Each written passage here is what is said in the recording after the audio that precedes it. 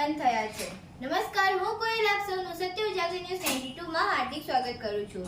વર્ષ 2017 માં જુલાઈ મહિનાથી દેશભરમાં ગુડ એન્ડ સર્વિસ ટેક્સ એટલે કે જીએસટી લાગુ થયા બાદ જીએસટી નો ઉદ્દેશ્ય વેપાર અને વ્યવસાય માટે ટેક્સ સિસ્ટમને સરળ બનાવવાનો હતો, પરંતુ જીએસટી લાગુ થયા બાદ ગુજરાતમાં ઘણા વ્યવસાયો બંધ થઈ ગયા છે।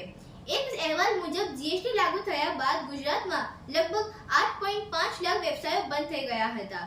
રાજ્યના કોમર્શિયલ કર વિભાગના ડેટા અનુસાર અત્યાર સુધી 4.5 લાખ જીએસટી આઈડેન્ટિફિકેશન નંબરો રદ કરવામાં આવ્યા છે। વ્યવસાયો કાં તો બંધ થઈ ગયા છે અથવા એકીકૃત થઈ ગયા છે।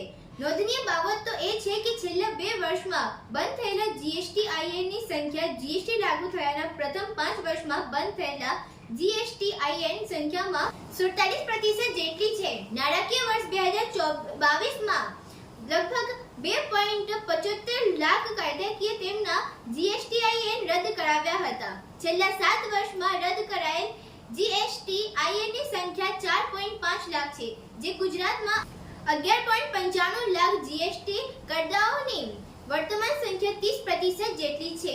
એસજીએસટી અધિકારીઓ અને ઉદ્યોગપતિઓના મત મુજબ આ ઘટાડો બિઝનેસ બંધ થવા અથવા એકીકરણ, મર્જર અને એક્વિઝિશન કારણે છે। અધિકારીઓના જણાવ્યા મુજબ વ્યવસાયના વિસ્તરણની અપેક્ષાઓ લોકો જીએસટી માટે નોંધણી કરાવે છે। કેટલાક કિસ્સાઓમાં વ્યવસાય નથી ચાલતો અને આવી સંસ્થાઓને રિટર્ન ફાઇલ ન કરાવવા બદલ દંડનો સામનો કરવો પડે છે। પછી ઘણા લોકો તેમના જીએસટીઆઈએન બંધ કરાવે છે। છેલ્લા કેટલાક વર્ષોમાં ઘણા બધા મર્જર, એક્વિઝિશન અને અન્ય પ્રકારના કોમર્શિયલ તથા તેના કારણે પણ જીએસટીઆઈએન સેન્ટર કરવામાં આવ્યા હતા। જાણકારોના મત મુજબ બોગસ બિલમાં સામનો એકમો પર રાજ્યના જીએસટી વિભાગ દ્વારા કડક કાર્યવાહી અને ઘણો શેડો કંપનીઓને પણ બંધ કરવાની ફરજ પાડી હતી। કેન્દ્રીય એમએસએમઈ મંત્રાલયના ડેટા દર્શાવે છે કે 32,298 સૂક્ષ્મ, લઘુ અને મધ્ય ઉદ્યોગો એ 1 જુલાઈ 2020 અને ડિસેમ્બર 2023 વચ્ચે તેમના ઉદ્યમ નોંધણીઓ રદ કરી છે, જેમાં ગુજરાતના 2,818 એકમો સમાવેશ થાય છે।